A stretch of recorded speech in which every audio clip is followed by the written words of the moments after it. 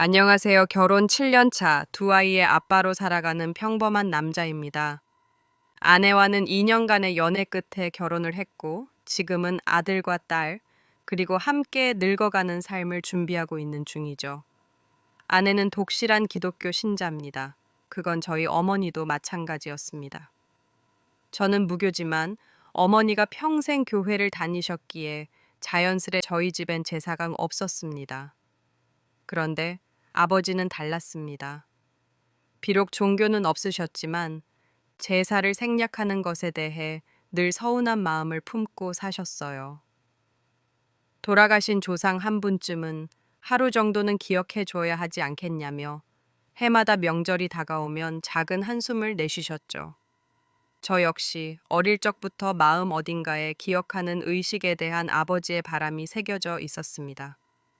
죽음이 이별이 아니라 추모를 통해 이어지는 일이라면 그건 삶의 예의가 아닐까 생각도 했었고요. 아내는 어머니와 같은 교회를 다녔습니다. 심지어 저보다도 먼저 어머니와 인연을 맺은 사이라 제가 아내를 처음 본 날도 교회 앞이었습니다. 그렇게 인사를 주고받고 만남이 쌓이면서 우리는 연애를 시작하게 되었고 결혼으로 이어졌습니다. 어머니와 아내가 같은 교회에 다닌다는 건 결혼 생활에 있어서 적어도 고부 갈등이라는 큰 숙제를 피할 수 있는 복이었습니다. 그리고 결혼 5년 차가 되던 해 어머니께서 암 진단을 받으셨습니다. 병세는 생각보다 빨랐고 어머니는 투병 중에 많이 야위고 많이 아프셨습니다. 그 모습을 지켜보는 저는 하루하루 마음이 무너졌고 어머니를 지키지 못하는 무력함에 괴로웠습니다.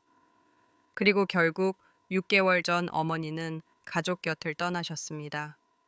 말로 다 할 수 없는 슬픔이었습니다. 특히 아버지는 그 충격이 더 심하셨습니다. 한동안 어머니가 살아계신 듯한 헛소리를 하시기도 했고, 밤마다 동네를 헤매다 경찰에 연락을 받고 달려간 적도 여러 번이었습니다. 그만큼 아버지에게는 어머니가 전부였던 분이셨습니다. 그리고 이번 설 명절, 우리는 셋이 마주 앉아 이야기를 나누었습니다. 저는 조심스럽게 이야기를 꺼냈습니다. 이번에 어머니 기일에 아버지랑 저 둘이서라도 제사를 한번 지내고 싶어요. 사실 그게 제 오랜 마음이었습니다. 누구의 제사도 아닌 바로 우리 어머니의 기일을 그렇게라도 한번 정성껏 모셔드리고 싶었습니다. 아버지는 그 말을 듣고 눈시울이 붉어지셨습니다. 그게 너 마음이 그렇다면 아버진 정말 고맙다. 짧은 말이었지만 그 안에 담긴 감정은 너무도 진했습니다. 저는 아내에게도 조심스럽게 말했습니다. 큰 거 아니야. 그냥 밥 한 그릇, 국 하나, 과일 몇 조각만 차리면 돼. 당신이 원하지 않으면 우리가 다 준비할게. 그냥 옆에 있어주기만 해. 하지만 아내는 단호했습니다. 나는 그렇게 못해. 교회 다니는 사람으로서 제사에 참석한다는 것 자체가 내 신앙을 저버리는 거야. 저는 한 번 더 물었습니다. 그럼 당신은 그냥 식탁에만 앉아 있으면 안 될까? 우리가 음식을 차리고 기도도 당신이 원하는 방식으로 해도 되고 그냥 어머니를 기억하는 자리니까. 그런데 아내는 그마저도 그건 신앙적으로 타협이 안 되는 일이라며 고개를 저었습니다. 그 순간 마음속 어딘가가 조용히 갈라지는 소리를 들은 듯 했습니다. 슬펐습니다. 그녀가 미운 게 아니라 어머니를 보내드릴 그 하루마저 함께할 수 없다는 현실이 너무 서글펐습니다. 그래서 전 알겠다고 했습니다. 그날 하루 아버지와 제가 제사상을 차리고 조용히 지낼 테니 당신은 그 자리에 참석하지 않아도 괜찮다고요. 이건 화가 나서 내뱉은 말이 아니었습니다.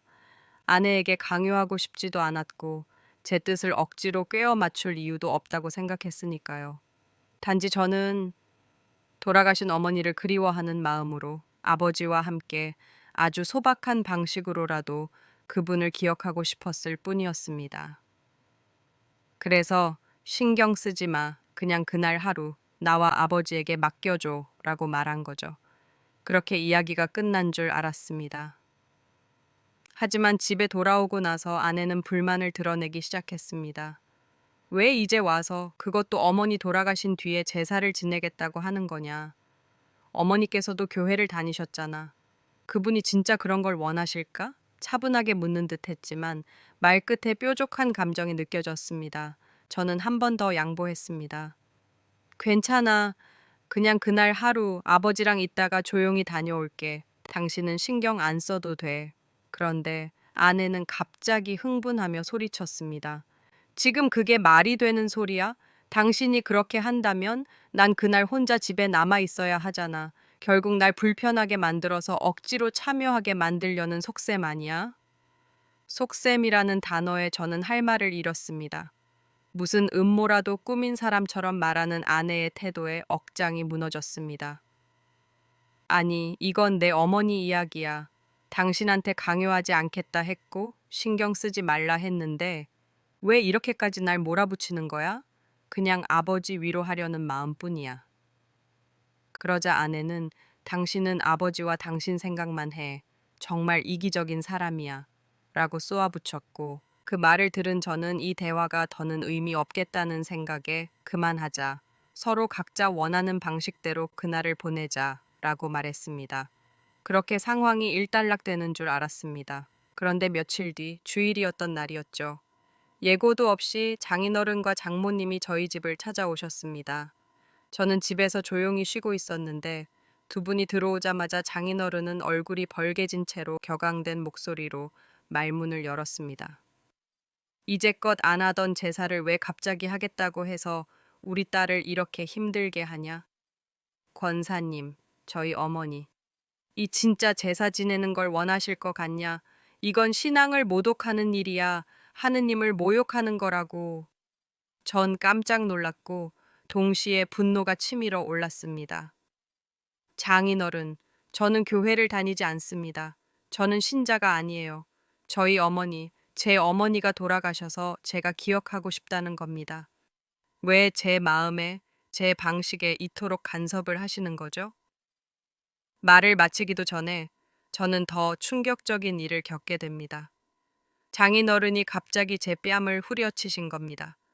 소리도 없이 날아온 손바닥에 한쪽 볼이 얼얼해졌고 그 자리에 있던 장모님이 급히 뛰어와서 말리지 않았다면 그 한 대로 끝났을 상황은 아니었을 겁니다. 그러나 그보다 더 가슴 아픈 건 아내였습니다. 제 옆에 서서 뺨 맞는 저를 보며 아무 말 없이 팔짱을 낀 채 바라보고 있던 아내. 심지어 눈빛에는 꼴 좋다는 감정이 고스란히 담겨 있었습니다. 제가 누구보다 믿고 기댔던 사람의 눈빛에서 그런 냉소를 마주하니 뺨의 통증보다도 더 깊은 배신감이 밀려왔습니다. 왜 저를 때리십니까? 지금 저한테 손찌검하신 이유가 대체 뭡니까? 제가 되물었더니 장인어른은 다시금 목소리를 높이며 저를 향해 폭언을 쏟아부으셨습니다. 교회를 다니는 아내를 얻었으면 그에 맞춰 살아야 한다는 말 참 많이 들었습니다. 솔직히 처음에는 저도 그렇게 하려고 애를 썼습니다. 주일이면 아내 따라 교회 문턱도 몇 번은 밟아봤고 성경책도 사보고 기도도 따라 해보려고 했죠. 하지만 저한텐 그 믿음이라는 게 쉽지 않았습니다. 말씀을 듣고도 찬양을 불러도 제 마음 깊은 곳에서는 늘 어떤 공허함이 맴돌았고 결국 저는 그 믿음을 제 것으로 받아들이지 못했습니다. 그런데 그렇게 믿음은 공유하지 못했어도 사랑과 존중은 공유할 수 있다고 믿었습니다. 서로 믿음이 다르다고 해도 배우자의 마음만큼은 헤아릴 수 있어야 하지 않겠습니까? 그런데 아내는 제가 교회를 따라가지 않는 것부터 이미 벽을 쌓기 시작한 것 같았습니다.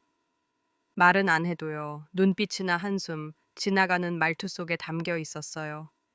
그러던 중 어머니가 돌아가셨습니다. 이 세상 누구보다 제게 따뜻했고 살아있는 동안 한 번도 큰 소리 낸 적 없던 분이셨죠. 그분이 떠나신 그날 이후 저는 마음속에 텅 빈 구멍이 하나 뚫린 채 살아가고 있었습니다. 무엇이라도 해야 했습니다. 그날만큼은 어머니를 기억하고 당신을 추모하고 그리움이라도 제대로 꺼내어 놓을 무언가가 필요했어요. 그래서 말 꺼낸 겁니다. 제사를 지내자고. 그런데 말문을 꺼내자마자 아내의 표정은 순식간에 얼어붙었습니다. 차라리 내가 당신 종교를 비하했으면 그렇게까지 차갑진 않았을 겁니다. 하지만 저는 단지 어머니의 기일 하루, 그날만큼은 제 마음이 원해서, 제 아버지도 원해서 정말 조촐하게라도 기억하고 싶었던 겁니다. 그런 제 말에 아내는 무표정하게 대꾸했죠. 나는 아내, 제사라는 것 자체가 우상 숭배야. 그리고 돌아서 버렸습니다. 설득을 해보려 했죠. 당신은 안 해도 돼. 그냥 나랑 아버지 둘이서만 할게. 당신은 참석도 안 해도 돼. 우리는 그냥 어머니를 그리워하고 싶을 뿐이야. 하지만 아내는 단호했습니다. 당신이 지내는 것 자체가 싫어. 그게 죄니까. 난 내 가족이 죄 짓는 것도 그냥 못 봐. 그 말을 들은 순간 저는 정말 숨이 막혔습니다. 죄? 내가 어머니를 그리워하는 마음이 죄인가? 이제 와서 제사 한번 지내보자는 게 그렇게도 큰 죄란 말인가? 그때부터 저는 혼란 속에 빠졌습니다. 그리고 아내가 저 몰래 장인어른을 부른 걸 알았을 때 정말이지 가슴이 턱 막히는 줄 알았습니다. 내가 아버지 앞에서 그렇게 마음 아파하며 지내는 걸 뻔히 보고도 또 다른 아버지를 끌고 와서 우리 아버지까지 무릎 꿇게 만들 줄은 몰랐습니다. 아내는 자기 종교를 지킨다고 생각했겠죠. 하지만 제가 보기엔 그건 단지 내 뜻만이 옳다는 고집이었습니다. 배려도 이해도 사랑도 없는 고집, 그리고 장인어른의 말들, 그건 하느님을 모독하는 거다. 당신 어머니가 진정 바라는 게 그건 아닐 거다. 그 말들이 어찌나 가슴을 후벼 파는지, 내가 모독이라면 어머니를 기억하고 싶어 하는 내 이 마음은 대체 뭔가요? 그게 죄라면 내가 이 세상에서 할 수 있는 그 어떤 위로도 없는 거잖아요. 그리고 결국 저희 부부는 지금 별거 중입니다. 한 번도 제사를 지내지 못했는데도요. 그저 말 한마디 꺼낸 것뿐인데도 우리 사이에는 감당할 수 없는 금이 가버렸습니다. 제가 원하는 건 거창한 제사가 아닙니다. 그저 마음 둘 곳 하나, 어머니를 향한 조용한 기도의 시간 하나였을 뿐입니다. 그런데도 세상이 무너진 것처럼 모든 게 뒤틀려 버렸습니다. 별거를 시작하고 며칠이 지났지만 마음은 더 지옥 같았습니다. 아내의 빈자리가 그립다기보다는 그 자리에서 벌어진 그 모든 싸움과 말들이 계속 귓가에 맴도는 게 괴로웠습니다. 밤만 되면 눈을 감지 못했습니다. 어머니의 환한 얼굴이 떠오르다가도 아내의 싸늘한 눈빛이 그 위를 덮어버리곤 했죠. 한 번은 새벽녘에 불쑥 휴대폰을 들었습니다. 아내 번호를 꾹 눌렀지만 벨이 두 번 울리자마자 끊어버렸습니다. 할 말이 없었습니다.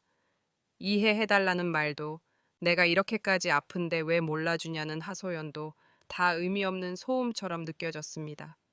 그 와중에 아버지는 며칠째 말씀이 없으셨습니다.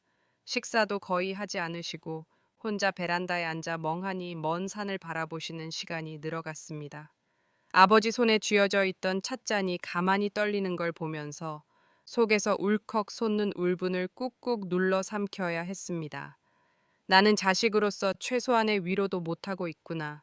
그 자책이 더 깊은 외로움으로 번졌습니다. 그러다 어느 날 아내 쪽 친척 모임에서 전화가 왔습니다. 요즘 무슨 일이 있는 거냐? 명절도 다가오는데 얼굴도 안 보이고 네가 큰일이라도 저질렀냐? 그 목소리에서 비아냥이 느껴지는 건 기분 탓이 아니었습니다. 그리고 그 뒤에 덧붙여진 한마디가 저를 완전히 무너뜨렸습니다. 교회 사람들 얘기로는 네가 제사를 지내겠다고 해서 우리 집안 분위기를 뒤집어 놨다던데 그렇게까지 신앙을 무시해도 되는 거냐? 나는 도대체 누구한테 뭘 그렇게 잘못한 걸까? 그저 어머니를 위한 마음 하나 내세운 게 이렇게도 큰 죄가 되는 건가? 정말이지 어딘가에 소리 지르고 싶었습니다. 내가 그날 어머니 돌아가신 날 하루만 어머니를 위한 밥 한 상 차리자고 한 게 그렇게도 나쁜 일이었냐. 그 외침이 목구멍에서 치밀어 올랐지만 어디에도 뱉지 못했습니다. 다들 신념을 이유로 나를 밀어냈고 나는 점점 고립되고 있었습니다. 며칠 후 아내가 집에 있던 짐을 가지러 잠시 들렀습니다. 집 안에 들어서자마자 그녀는 한마디 말도 없이 고개를 숙인 채 옷장으로 향했습니다. 그 뒷모습이 어쩐지 너무 낯설고도 차가워 보였습니다. 그래도 마지막으로 한번 말을 걸어보고 싶었습니다. 나 진짜 묻고 싶어서 그래. 당신 진심으로 내가 제사를 지내는 게 그렇게 큰 잘못이라고 생각해? 아내는 천천히 고개를 들더니 눈빛 하나 흔들림 없이 말했습니다. 큰 죄라고 생각해. 그리고 당신은 날 이해할 생각이 없는 사람이었어. 그 말에 가슴이 철렁 내려앉았습니다. 그래, 그럼 넌 날 이해했냐? 제 목소리엔 떨림이 있었고 울컥 솟구치는 눈물도 비쳤습니다.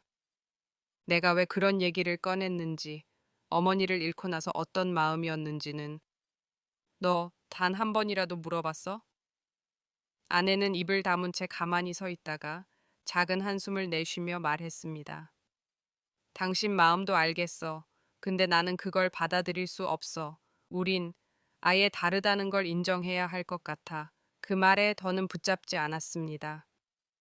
그날 이후로 우리는 연락도 인사도 하지 않았습니다. 서로의 삶에서 한 발 물러나 있었지만 그 틈 사이엔 아직 끝나지 않은 감정들이 맴돌고 있었죠.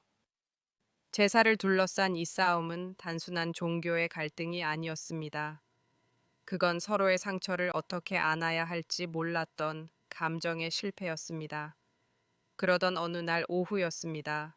현관문을 두드리는 소리가 들렸고 아버지가 문을 열자 장인어른이 불쑥 들어섰습니다. 표정부터가 험악했습니다.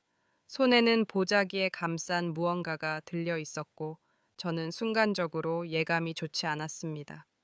너 아직도 정신 못 차렸냐? 어르신, 말씀 조심하십시오. 여긴 저희 집입니다. 말이 끝나기 무섭게 그 보자기를 확 풀어 던지시더니 안에서 골프채가 툭 떨어졌습니다. 이걸로 내가 오늘 너를 아주 똑바로 훈계해 주려고 왔다.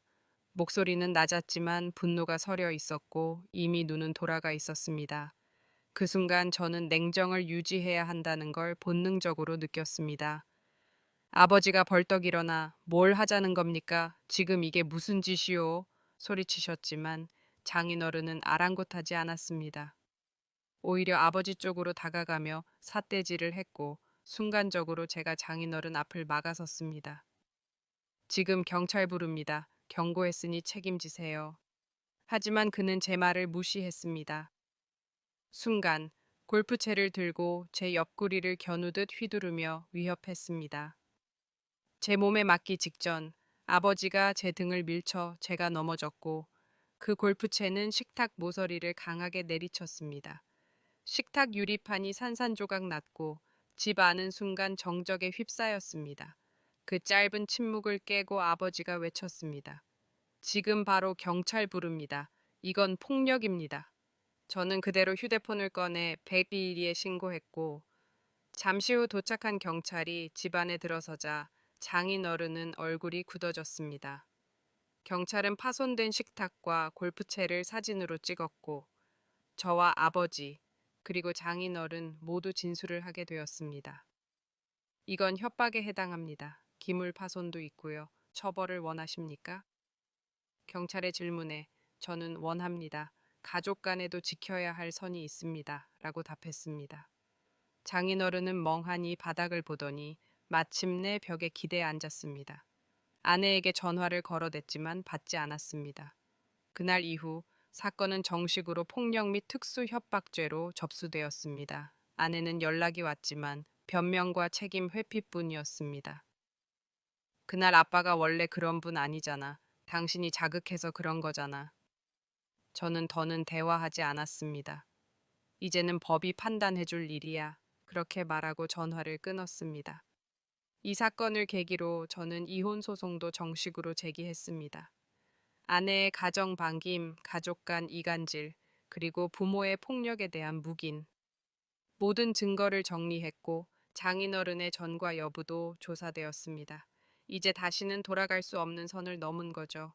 한 번의 제사 이야기로 시작된 갈등은 결국 한 남자의 뺨과 골프채로 가정을 무너뜨리는 파국으로 이어졌습니다. 그리고 그 끝은 법정에서 마주하게 될 진실뿐이었습니다.